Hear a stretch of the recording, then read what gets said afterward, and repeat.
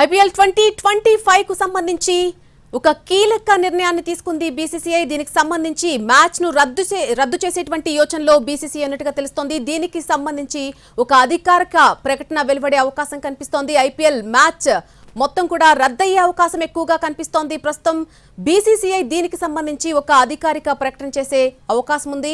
నిన్న ధర్మశాలలో IPL match రద్దు చేసినటువంటి బీసీసీఐ మొత్తానికి ఒక కీలక నిర్ణయాన్ని తీసుకునే దిశగా ముందుకెళ్తున్నట్టుగా తెలుస్తోంది. పరిస్థితులు ఉద్రిక్తంగా మారుతున్న నేపథ్యంలో బీసీసీఐ ఒక కీలక నిర్ణయాన్ని తీసుకునే అవకాశం ఉంది. ఇదే అంశానికి సంబంధించి పూర్తి అప్డేట్ మా ప్రతినిధి రవి అందిస్తారు.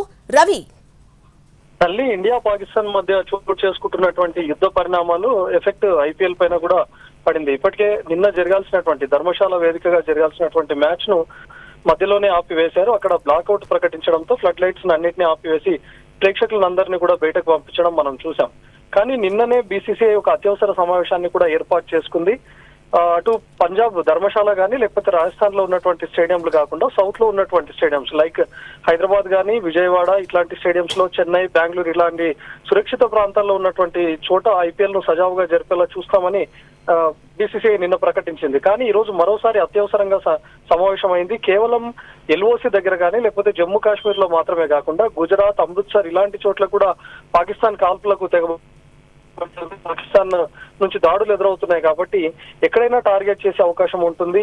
కేవలం ఇండియా పాకిస్తాన్ బార్డర్ లో మాత్రమే కాకుండా అత్యంత కీలకమైనటువంటి సిటీస్ ఏవైతే ఉన్నాయో హైదరాబాద్ కానీ బెంగళూరు, చెన్నై ఇలాంటి చోట్ల కూడా ఏదైనా కాల్పులకు కానీ లేకపోతే ఇంకేస్ ఏదైనా బాంబ్ బ్లాస్ట్లకు పాల్పడే అవకాశం ఉంది అనే ఉద్దేశంతో ఇంటెలిజెన్స్ నుంచి రిపోర్ట్ రావడంతో బీసీసీఐ ఒక కీలక నిర్ణయం తీసుకుంది. ఈ రోజు ఉదయం అత్యవసర సమావేశం అయినటువంటి బీసీసీఐ ఏకంగా ఐపీఎల్ ను పూర్తిగా రద్దు చేసే యోచనలో ఉంది.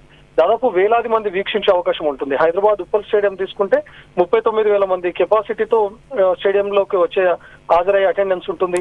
ఇక అహ్మదాబాద్ లాంటి పెద్ద స్టేడియంలో జరిగితే 132,000 క్రౌడ్ అక్కడ గ్యాదర్ అయ్యేటటువంటి అవకాశం ఉంటుంది. సో ఇలాంటి చోట్ల జరగరాని ప్రమాదం ఏదైనా జరిగినా కూడా పెద్ద ఎత్తున ప్రాణాలు కోల్పోయే అవకాశం ఉంటుంది. ప్రజల ప్రాణాలకు ముప్పు ఉండే అవకాశం ఉంటుంది. కాబట్టి బీసీసీ ఒక కీలక నిర్ణయం తీసుకుంది. కేవలం నిన్న రాత్రి వరకు ధర్మశాల లేకపోతే బార్డర్ కు దగ్గరగా ఉన్నటువంటి స్టేడియంలో జరిగే మ్యాచ్లను మాత్రమే రద్దు చేసి వాటన్నిటిని సౌత్ లో ఉన్నటువంటి స్టేడియంలకు తరలించి అక్కడ సజావుగా జరిపేలా ఏర్పాట్లు చేద్దాం అనుకుంది.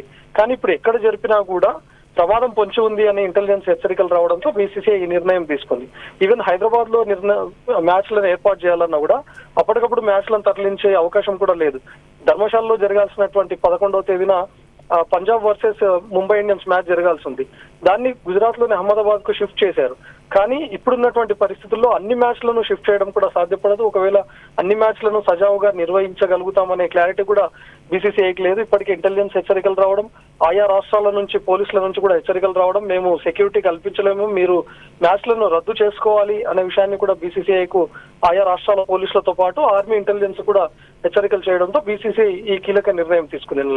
Right Ravi, thank you for the update. తీవ్ర ఉద్రిక్త పరిస్థితుల నడుమ మ్యాచ్లను రద్దు చేసే అవకాశం ఎక్కువగా కనిపిస్తోంది. దీనికి సంబంధించి బీసీసీఐ ఒక సమీక్ష ఏర్పాటు చేసింది.